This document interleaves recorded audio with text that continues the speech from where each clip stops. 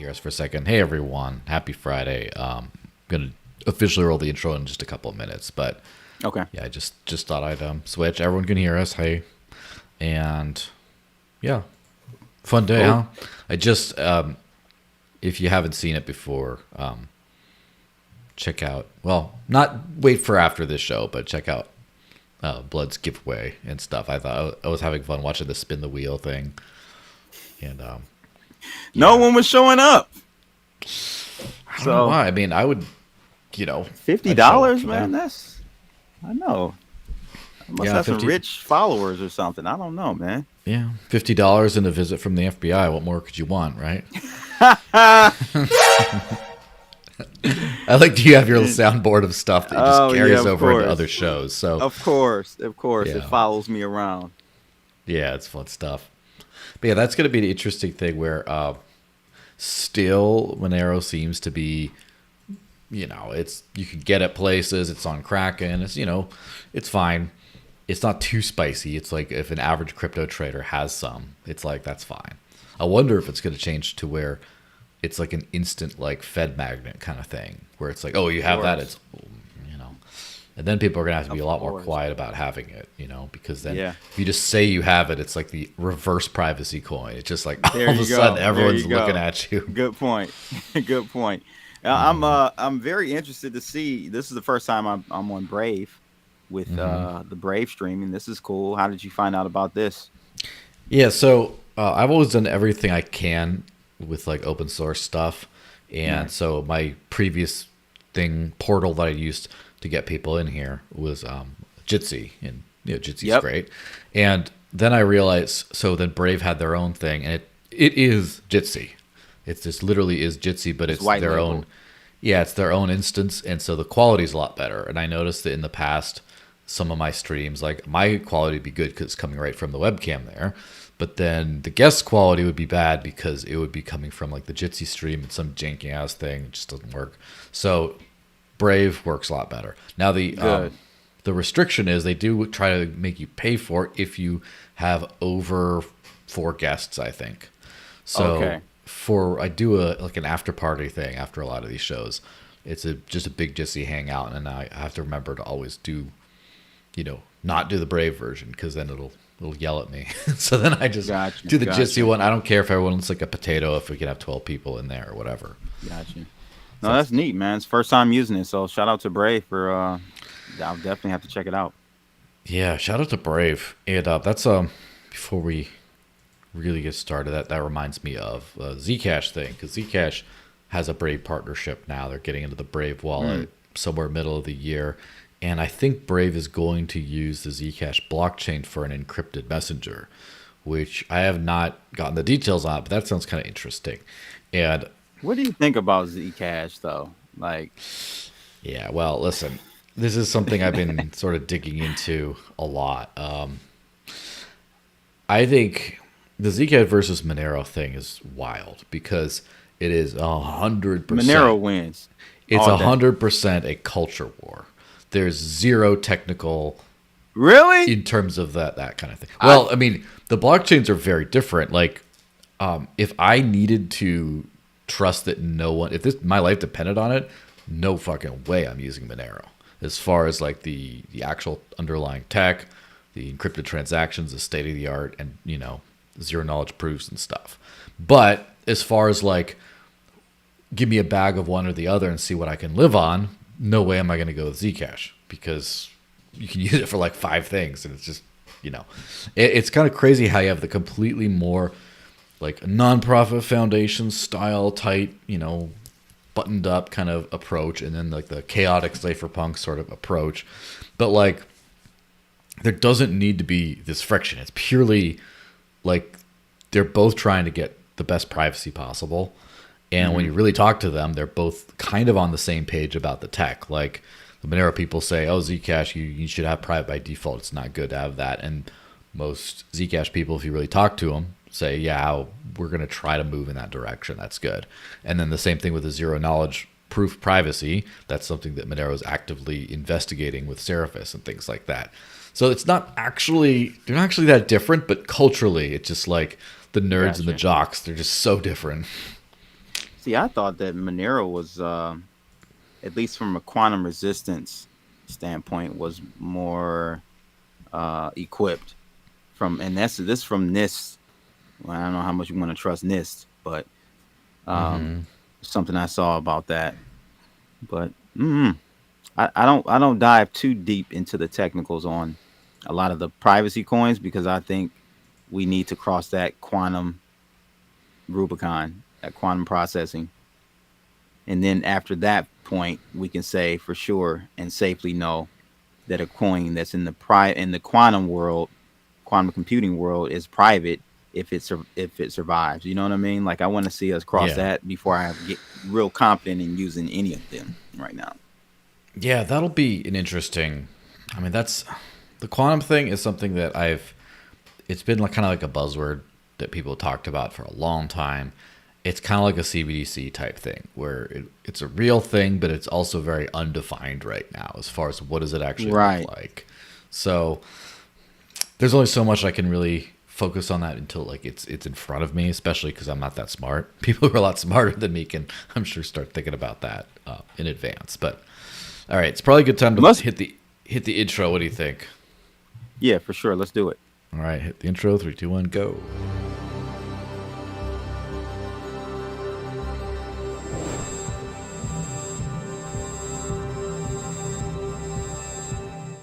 All right, and there we go. So, hey everyone, happy Friday officially. This is the Digital Cash Rundown, episode 149, and joined by the one and only Crypto Blood. How's it going, man? Hey, let me do it. I brought my soundboard with me. There we go. See, I'm upgrading the show bit by bit, not through There you actual go. hard work on my end, but by outsourcing. So I outsourced some, razzle What's going dazzle, on, what Joe? have you. You were just on my show last week. Mm-hmm. Great conversation.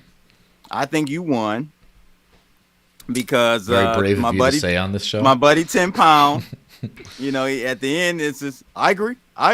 He was just agreeing with everything you were saying. So hey, Joel's the winner, ladies and gentlemen. Oh, thank you. Yeah, 10 pound. No, it was a great conversation. He had a lot of good points, and I don't know if he agreed with his own points. That's where it got weird. Right. Where he was like agreeing with me, but then Exactly. saying, "Nah, bro." Whenever I'd say, I don't know. I didn't quite get where he was coming from, but yeah, I know fine. that's 10 Pound for you. I agree with him too. So let's just go with that. All right. So before we get started on this stuff, I gotta shill CoinATMRadar for a second because they threw me a All right, bag. for sure. So here we go. So this podcast is sponsored by CoinATMRadar. When buying crypto with cash, an ATM is much more reliable and safer than meeting some random person in a random place and getting shanked or something. And unlike an exchange which could freeze your account, you can truly own all the crypto you buy. With CoinATMRadar, you can find crypto ATMs and other services where you can buy or sell cryptocurrencies for cash.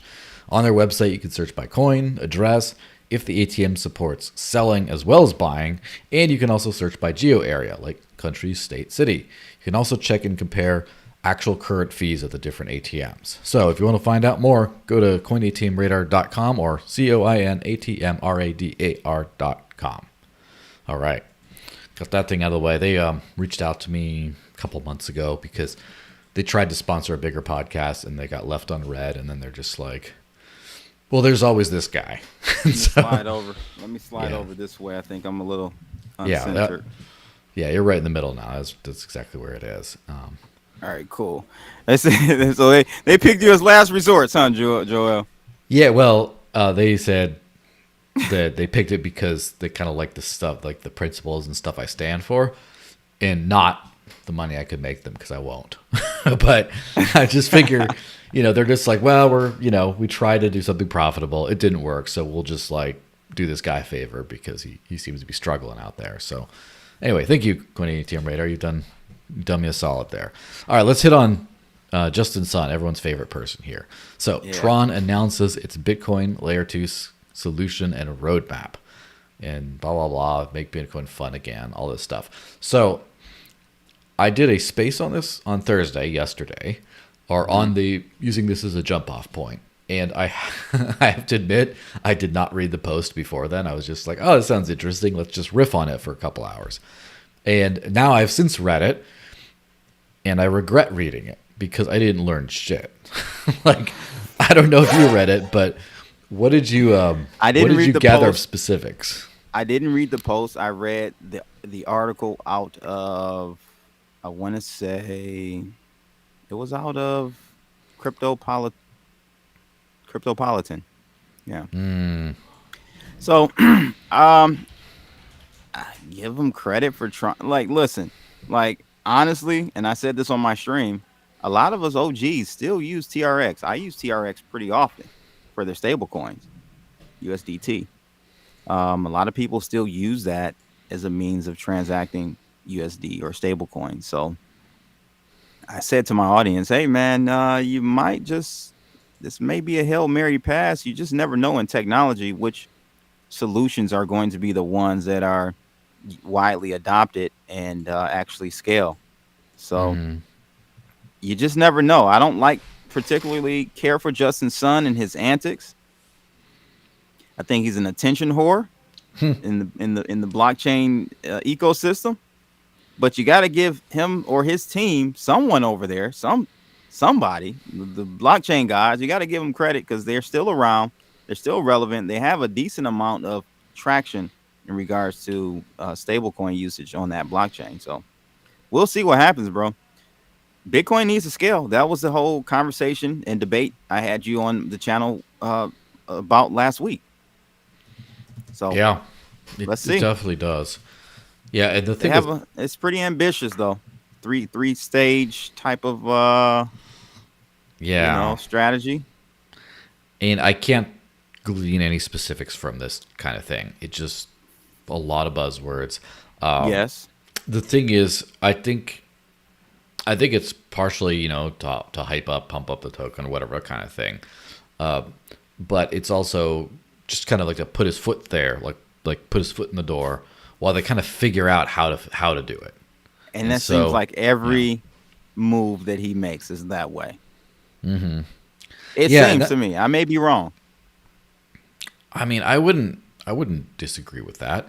It just seems like this. Here's the thing about Justin, right? There's a lot of let's just say directly critical things you could say about him. I'm not here to say that. What I am here to say is he knows how to hustle. And Yes. that is his superpower is hustle. Is not building a stable, innovative, decentralized blockchain or anything like that. It's not staying away from sketchy shit. No, it's definitely not Hmm. that. But it is hustling. He does know how to hustle. And there's something with the second act, so the first act of Tron. Well, there's like three acts, right? The first act is ETH killer. Nah, didn't really go anywhere. Second act was we have a ton of money. We're just gonna buy everything, and just like Steam when they did the whole like Steam takeover, and And then BitTorrent. yeah, and Poloniex and all that, and that just ended up it didn't really work out either. But the third act is let's build products and services people want on Tron, which but that ended up being, I think, very successful.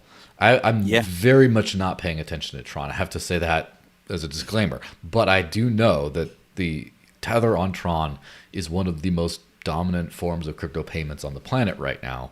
They've Yeah. really crushed the stablecoin market, It's and crazy, right? a lot of people have built stablecoins, done stablecoin solutions, but that kind of like that kind of different thinking of just people want to send dollars around, and that's all they want. They don't want care if it's decentralized, this and that. They don't care if it's whatever. They just want to cheaply transact, and who wants to do that? The developing world, the Hmm. underbanked world. All those people just go straight to them, throw cheap knockoff. Doesn't care if it's cheap knockoff. Just throw cheap dollar sending capabilities at them, and you'll win. And now I can't kind of think the floodgates are sort of open because you went to Bitcoin, you use it on chain, then you didn't. Now it's like, well, Lightning is how we'll use it. And then many years go by, Lightning comes out. It ends up being like a steaming pile. I think people kind of figured that out in the Yep. last few months. They finally started to be capitulating.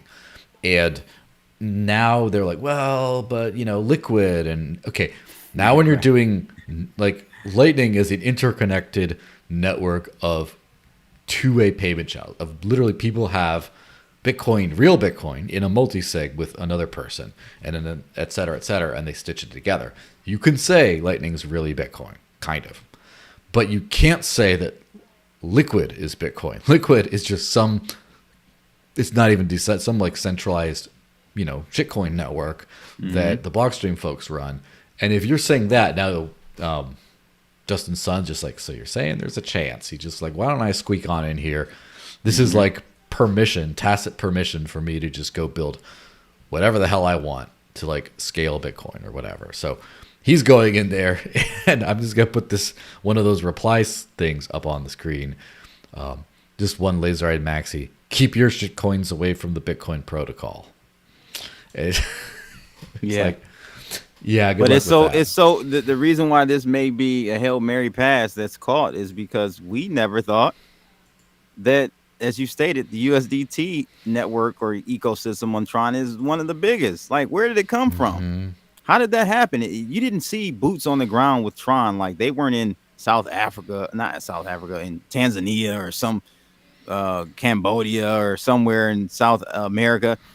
They didn't have boots on the ground. It just happened like organically. It was weird.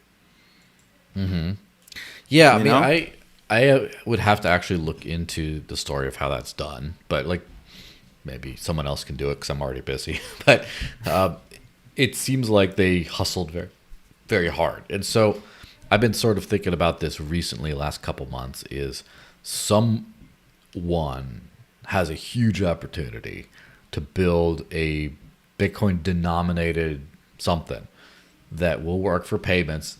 It will just work.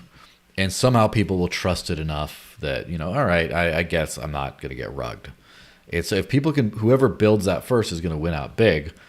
The thing is, a lot of people have been waiting for it to be internal to the Bitcoin community, where it's like, we're all building on Lightning, or Liquid, or like, what about some like ZK rollup? They're doing rollups on Bitcoin, and like, all this other stuff. Whatever else happens, people are just waiting for that solution. But in the meantime, the rest of the crypto space that has had not Bitcoin's problems, what if they can just take, the whole Patrick Star, like, well, if you just take the Bitcoin and put it over here where it already works. And it's kind of the super obvious it's almost like it's the ends of the bell curve, right? It's not the center. It's the idiots and the geniuses. Right. And Justin Sun's somewhere between both of those. And so the everyone else is too in the middle of the bell curve to jump on this obvious thing. And he's at probably the genius side, maybe on the idiot side, but who knows? And he's already getting in there, and everyone else is just kind of lagging behind.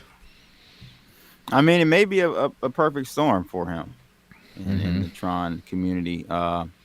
We saw Ethereum try to attempt that with their Rapid BTC, and it's done very well. It's done well, but I mean, the fees are more than Bitcoin, if I'm not mistaken, when you're in some instances. So, like, it's just like, wait a minute.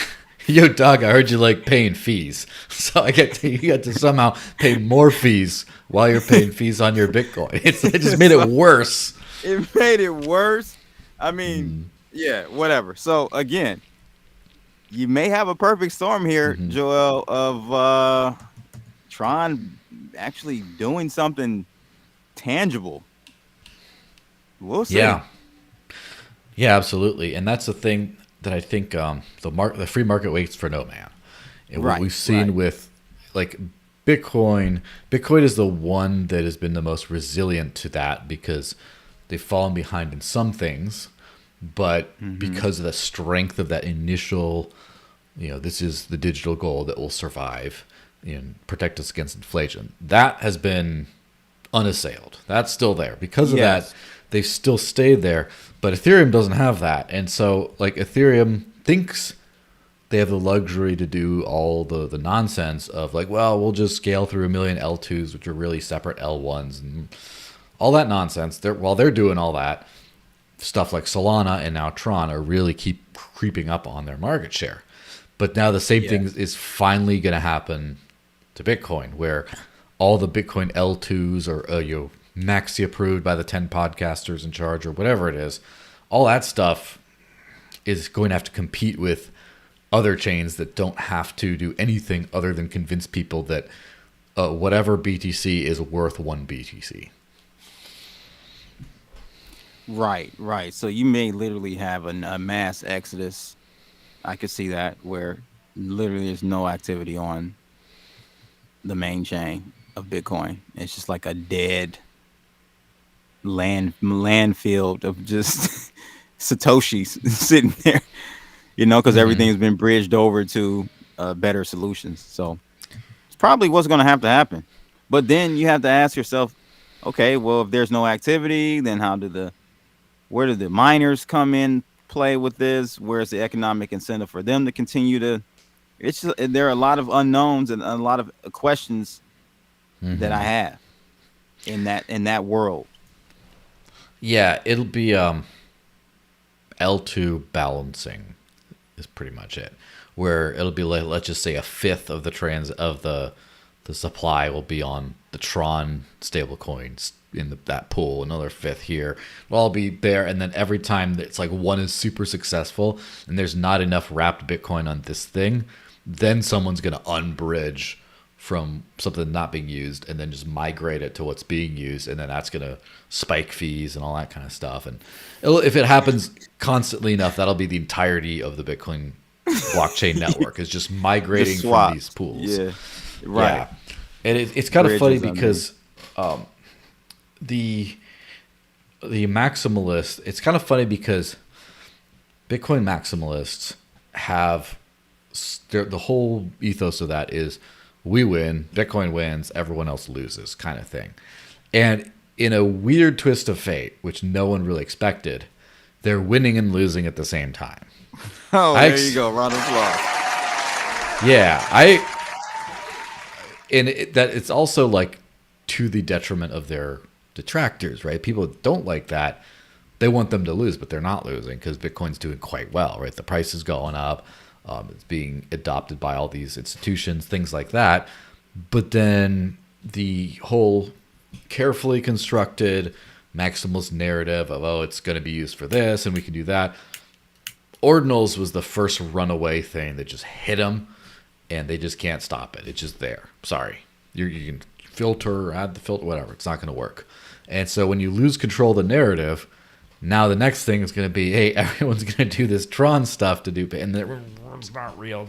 Okay, too bad. You already lost with the ordinals. You're not going to be able to contain this. So you So don't think yeah, they're? I have a question. I want to interject. yeah. You clearly know more than I do on this subject. So they're not them filtering out ordinals and inscriptions aren't going to work. No, I don't think so. Now, the nuance in all that is, first off, people can do ordinals and stuff.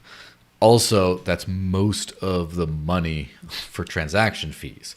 Now, there's a anyone who's read the Bitcoin white paper or just basically knows how Bitcoin was supposed to work is the 21 million coins get created every 4 years. There's a halving. The block reward goes down. Over time, fee revenue is supposed to overtake inflation, new coin creation. Right. And it's either per transaction that has to go up or the total numbers of transactions have to go up. Number two is not happening anytime soon. But number one, people just won't pay more than a couple bucks for a Bitcoin transaction usually. That's it.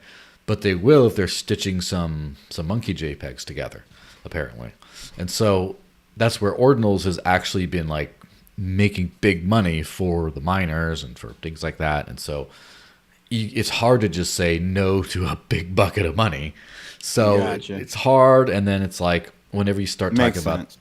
the filtering and like Jack Dorsey threw a ton of money behind this ocean pool project, and they've started to try to filter ordinals, but then everyone has left that mining pool, and it's a big circus. But ordinals are still hitting the chain and they're still paying the bills.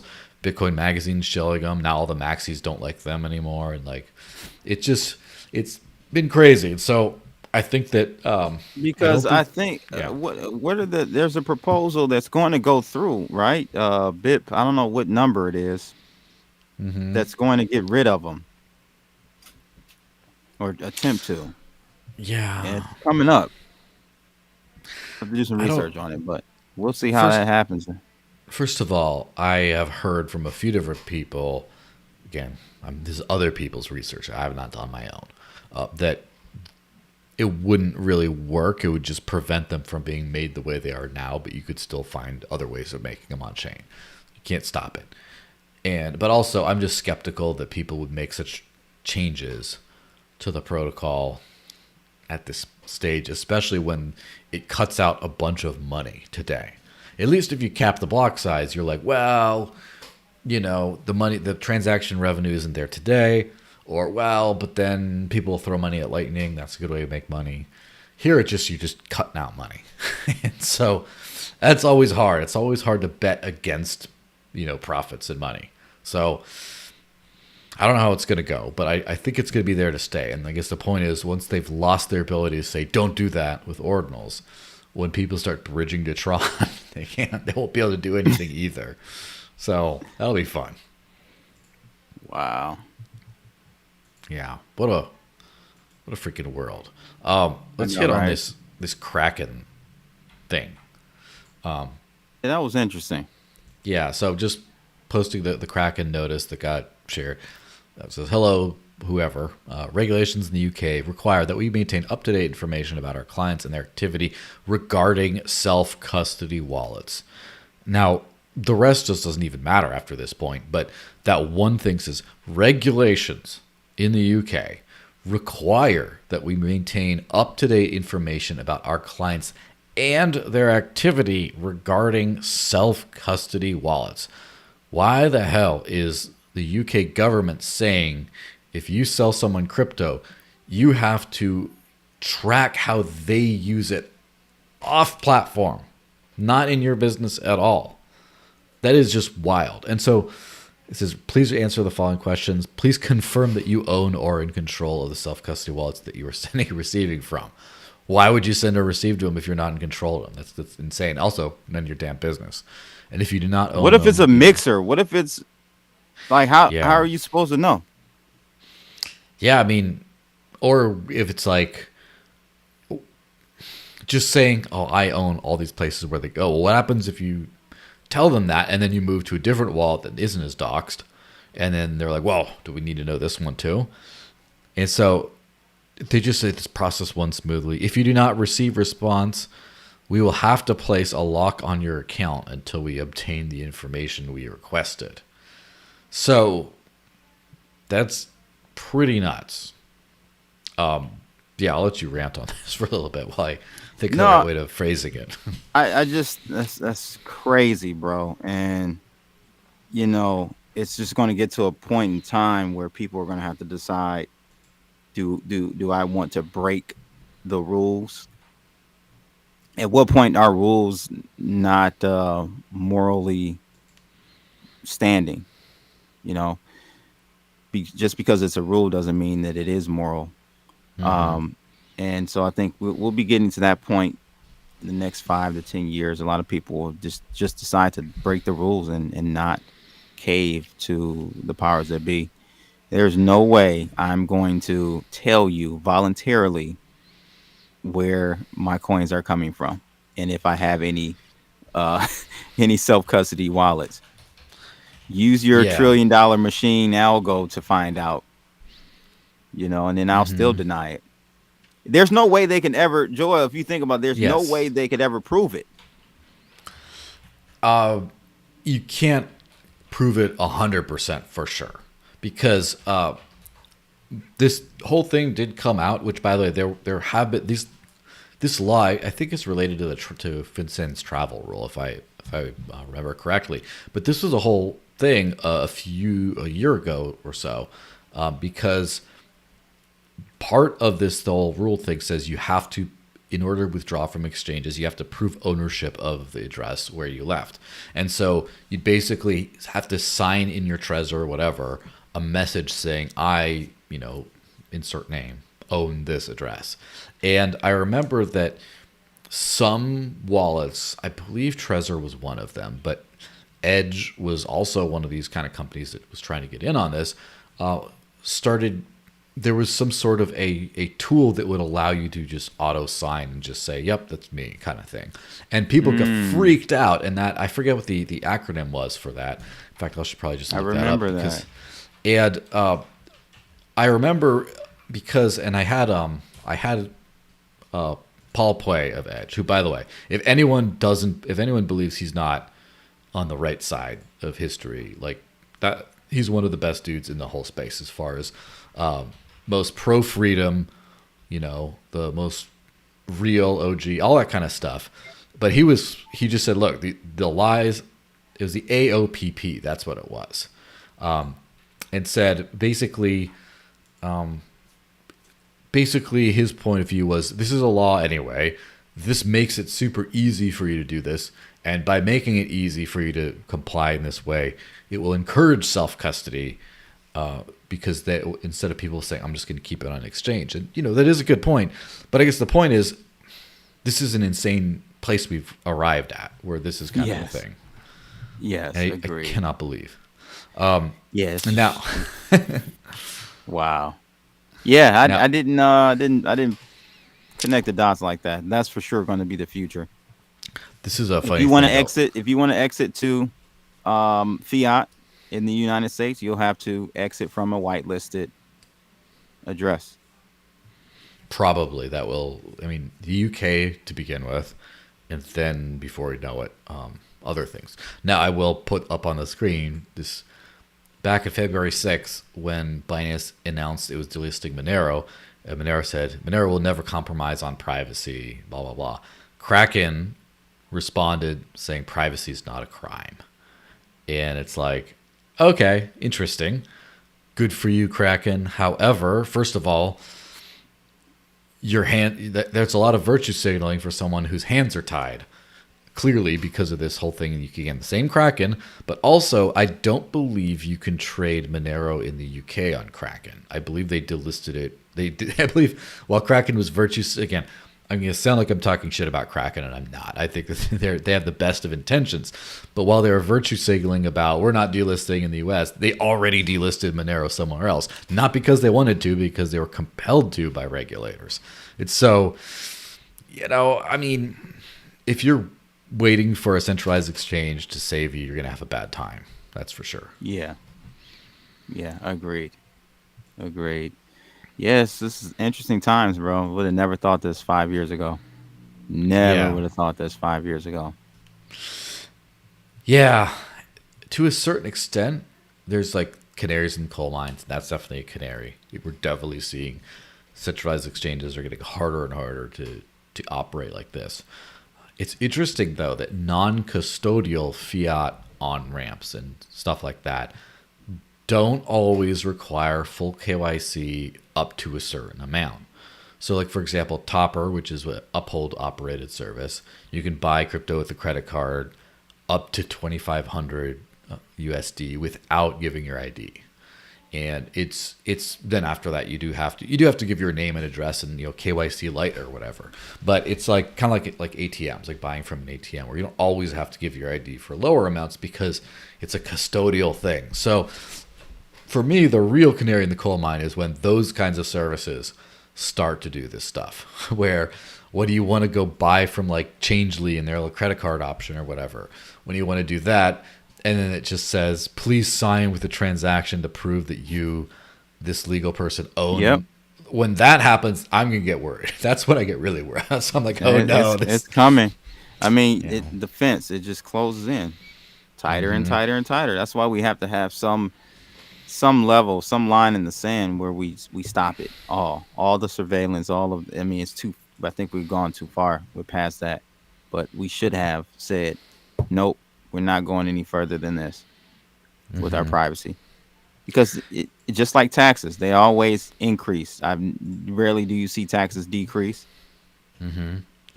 So yeah, you definitely don't across the board. I wonder.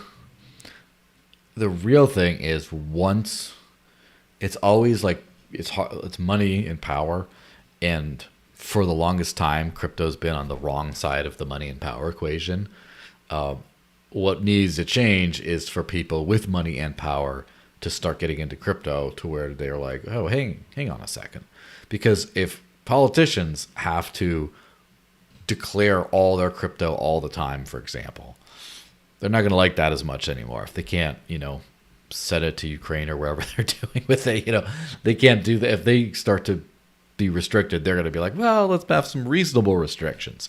Or if they are big investors in a company like Coinbase or Kraken or something like that, and then these regulations are going to just kill their business, then all of a sudden they're like, hey, man, you're going to damage Nancy Pelosi's portfolio here. We can't have that. And then, then that's when you start to see some kind of thing. So, yeah, I guess the only way out is through, right? The only way through is just keep growing. Yeah. Speaking of the politician stuff, by the way, I thought this Bitcoin Magazine thing was interesting, or where they're breaking. Elizabeth Warren signs a certificate to honor Bitcoin creator Satoshi Nakamoto with a ceremonial flag flying. Americans are forever grateful. And so there's going to be a ceremonial flag flying over the U.S. Capitol that says in honor of Satoshi Nakamoto, and it's signed Elizabeth Warren. And the context behind it, right? Which Aubrey Strobel posted that. She says, for people confused, you just need to make a small donation for a flag to fly over the U.S. Capitol. You have to be a constituent of that representative senator, however. Members of Congress can request flags to be flown over the Capitol to commemorate special occasions, honor individuals, or celebrate events, etc. After it's flown, a flag is sent to the requester along with a certificate of authenticity noting the date it was flown and the occasion. So either Elizabeth Warren knew what she was signing and agrees with the following, probably not, or didn't, and one of her aides signed it. Either way, it's brilliant. It's probably the latter, right? Can you imagine her being like, "All right, fine, I'll sign this Satoshi thing"? Like, not at all. Not at all. That aide is going to get fired when she finds out. Probably. If that aide better pretend they never did anything. Just be like, "Oh, it wasn't me. It was someone else." And the funny thing about this is, it goes back to the whole clown show kind of thing about where we're at. Just this last week, I believe, a piece of legislation in the state of New Hampshire passed by one vote, and that it was very surprising it passed by one vote because it was almost entirely, it was like a split 50-50 House. The Republicans all voted for it. The Democrats, except for one, all voted against it. I was like, oh, wow, well, what's different with this one? Turns out they fucked up. They made a mistake, and it passed by one vote because they were like, what are we doing here? And just pressed the wrong button.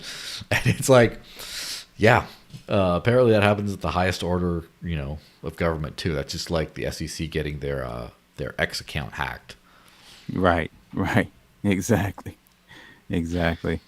Yeah, I thought that was funny. What other politician aide did something embarrassing? I can't remember off the top of my head. I mean, there's it happens. It happens often. There's that tape in the congressional chambers there that the getting jiggy with it. There's that whole thing. There's a lot of it happens constantly. Just without end kind of thing. But it is interesting because crypto has turned into this weird sort of a political-ish item in the US, where it's sort of like a political football, but it's not like an R versus D thing either. It's kind of outside of that. And it is weird that Elizabeth Warren, who's always like the anti-bankster person, supposedly, decided to do the anti-crypto army and just go super hardcore against this stuff and pro banks.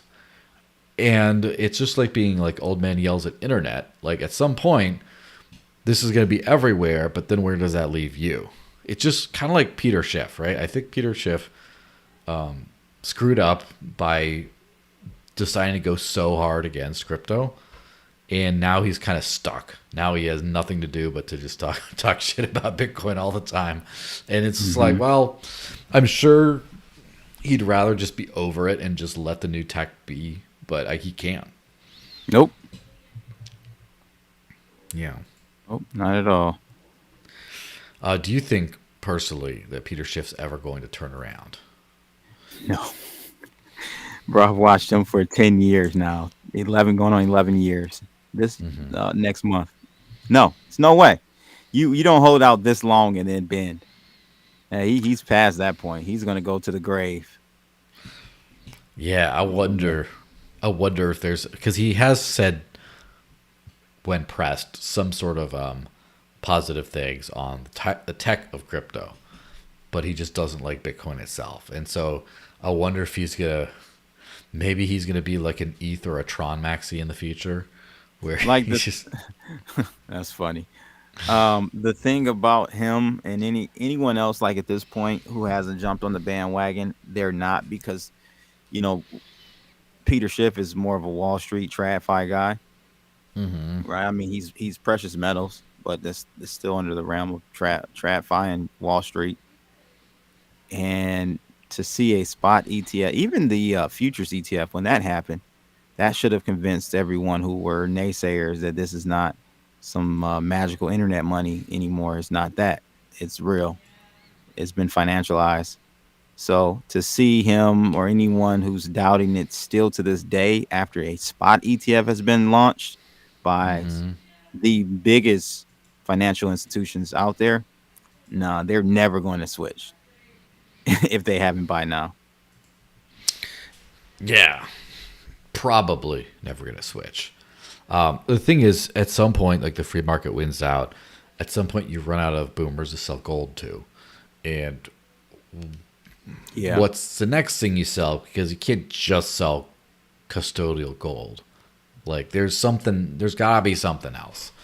Who knows? Maybe he just retires and then, you know, you just never hear from him again because he's retired. Maybe he goes into political commentary, maybe whatever. But the thing with Elizabeth Warren is kind of interesting because she staked her whole reputation kind of on this crypto stuff, on being an antagonist. And she might get her way, which would really suck, and get all these crackdowns on everything. I don't think so. But Right. then she's gonna be like the critic. I mean, the thing is, it is easy to be.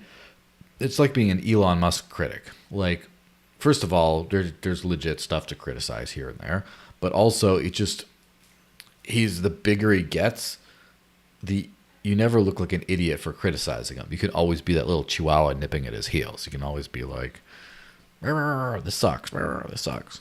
So Yeah, overall, I'm very pleased with Elon Musk. Very pleased with he deserves a Nobel. Actually, I hope he gets one day. yeah, what do you think about him in crypto specifically? Because that kind of the crypto community loved him in the beginning, and then he said something about he sold his Bitcoin, and the Bitcoiners never forgave him for that. And then the Doge people just love him because he gave the project life again. And Man, then, I would have never thought all those years ago I was mining Doge, millions of Doge a week that or maybe even a day. I can't remember, man. It was so cheap and easy to mine. Never would have thought in a million years Elon Musk would be shilling Dogecoin. How the man? Good God, didn't see that in the Simpsons episode. yeah, one But thing you were that asking me what you were yeah, asking me. What do I think about him? Or you kind of broke up there. sorry, him with crypto. What do you Oh, think with crypto. he's gonna do with crypto? He's going to implement it into his X platform. Yeah, and I think Doge is going to be the first one. So you're So, going to see another leg up. do you really think Doge is gonna be the first one, or do you think Hmm. yeah, Yeah, I I don't do. know. Doge I don't. is a inflationary currency, so it'll be great for tips and just exchanging one value of something with another. You won't have to worry about necessarily hoarding it or attempting to hoard it. Basically, money velocity on that coin will never be an issue Yeah, because of there's course.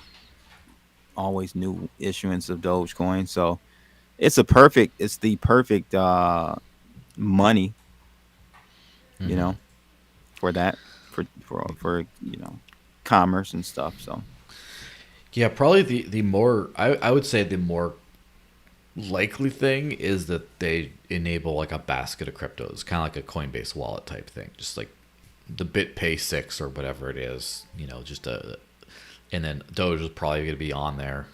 It could be. hmm And then just by the fact that Doge is on there, Doge is like, if you put Bitcoin, Bitcoin Cash, Litecoin, Dogecoin, Ethereum, and maybe Solana, let's just say, just guessing, right?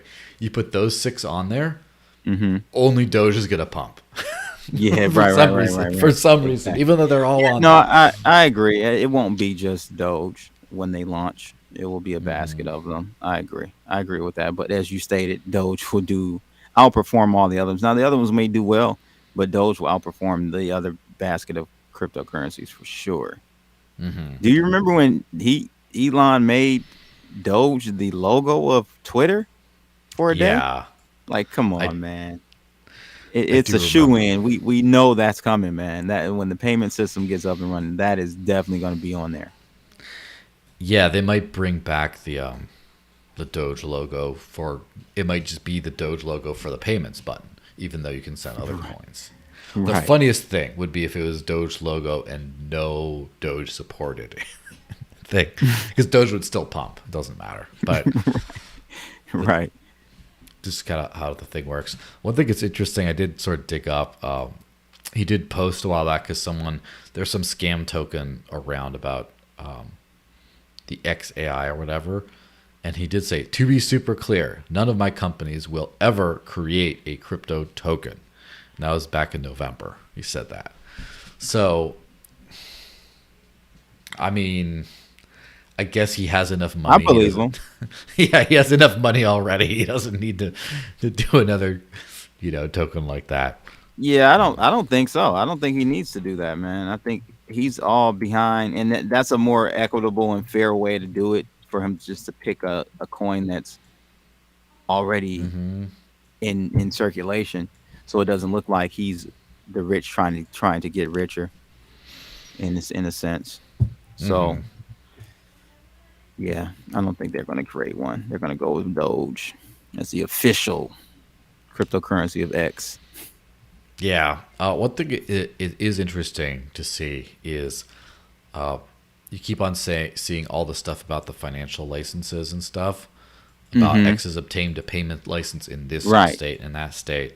Obviously, the most difficult state is, and New I've been York. learning, and I've been learning this lately. I always knew is the most difficult state, but apparently, there's something with if you want to sell crypto, hmm if it's not a bit licensed coin, bit license approved coin, you can sell it in any state that's not New York. But if you want to be like a payments provider, like a point of sale gateway, like a BitPay or something like that, you need New York. You can't just be like, well, it works in the 49 states, just not this one. It's just like, nope, it's Oh that one. wow, It's so I didn't know that. it's it's kind of an incredible little cartel there because from my understanding, the regulator who drafted and implemented the bit license now has a law firm that specializes in getting companies and tokens bit license approved, and it's just like that one little piece of the puzzle makes it so hard to get things through it. So that's like yeah, that's a pretty Doesn't surprise me. Doesn't yeah, surprise me. just the way it works, unfortunately. Yep. Yeah. Do you have any first random question? Maybe. Yeah. I'm sure you use stuff like MetaMask and stuff, right? hmm Did I ever give you one of my NFTs? No, we talked about that. No, you gotta send me one. All right. Well, I'll do the official little thingy then. I used to try to do this for everything, and then so many of my guests were like crypto boomers and just didn't care, so I sort of stopped. But Gotcha. Yeah, for sure. Is basic, it on the ETH or what network is it I on? use Polygon, Poly. and Okay. I mean, there's better things I could use. There's worse things I could use. Whatever. I didn't realize there'd be a million L2s after that. I thought Polygon is the one. But anyway, everyone who comes on the show, I do offer them if they want to take it to For do a sure. little digital cash rundown guest NFT. I do have some that I sell. I don't sell this one. This is proof of work only, right? And so it just gets you into my Discord. I have a little token gating kind of thing. If you have the NFT, you can get in. If you sell it or get rid of it, it just kicks you out. And then you can just jump in the super chat, and it's kind of like the super chat membership thing. So it's a little rudimentary tech right now, but I figured I wanted to try it out and be part of it, just so I could better understand the utility of NFT stuff. And now I kind of get where that stuff's going. That'll be the future.